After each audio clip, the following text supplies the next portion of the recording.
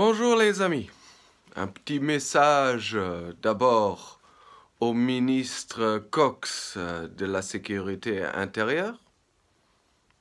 Monsieur Cox, comme vous avez déjà utilisé le mot discussion et qu'il fallait discuter, je suis à votre disposition. Jean-Marie aussi. Et je suis sûr que d'autres que vous voulez voir le seraient aussi. Aucun problème. C'est tout ce qu'on a demandé depuis mars 2020, c'est de discuter.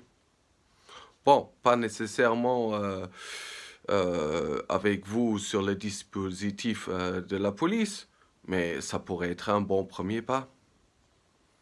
Moi, je suis ouvert à la discussion et je suis sûr que Jean-Marie aussi. Pour les autres, je ne sais pas. Mais je pense qu'il serait judicieux de discuter avant samedi. Sincèrement, je suis convaincu. Et au dernier ministre ou au premier sinistre du pays, j'ai une petite question. Vous comptez faire ça comme samedi passé, tous les samedis maintenant? Vous pouvez expliquer aux contribuables combien ça coûte un samedi comme ça? Et vous avez écouté les échos de la population sur le résultat que vous avez finalement obtenu? Parce que vous avez obtenu plus de chaos que samedi avant, où votre police a été plutôt zen et accueillante et avait de la compréhension. Et en plus, avec samedi passé, le comportement de certains flics, excusez-moi le terme, mais les scènes que j'ai vues, ça ne mérite pas mieux. Je pense que vous endommagez l'image du Luxembourg. Et ne vous inquiétez pas. Vos investisseurs savent déjà qu'ici tout ne va pas bien et que vous n'avez rien sous contrôle. Vos investisseurs ont déjà compris. Et je suis sûr que les investisseurs sont déjà en train de réorienter leurs investissements. Moi, je ferai de même.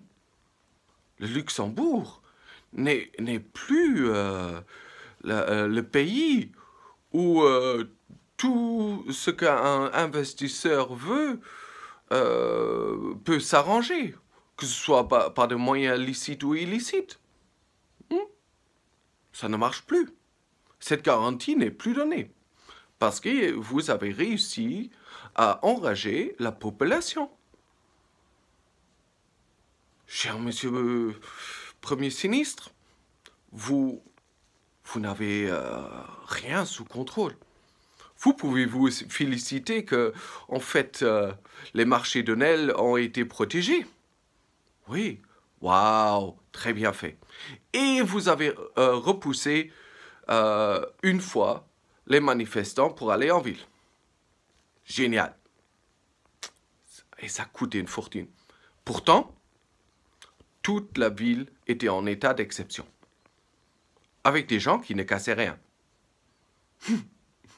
Donc, à part certains qui étaient, je dois l'admettre, assez cons pour lancer des pétards sur la police, ce que je n'approuve pas du tout. Pas du tout. Parce que si j'appelle à la restreinte à l'adresse des policiers, ça ne veut pas dire que y a des connards qui peuvent lancer des pétards sur la police ou carrément leur rentrer dedans. Hein? Si on veut rester légitime, il faut que la violence policière soit la première sans qu'ils aient une excuse valable ou légitime. Hein? Excusez-moi que je suis aussi franc, mais je suis franc avec tout le monde. Ça peut vous plaire, ça peut pas vous plaire. Moi, je suis pas contre vous, chers amis qui sont un peu plus enragés que moi et prêts à faire plus que moi.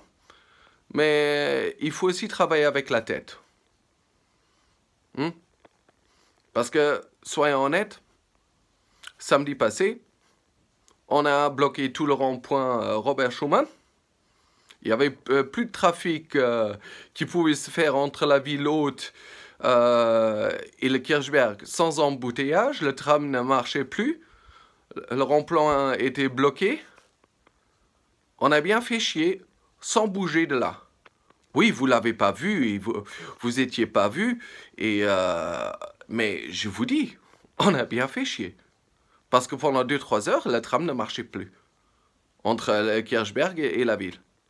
Qu'est-ce que vous croyez? Qu'est-ce que ça a comme répercussion?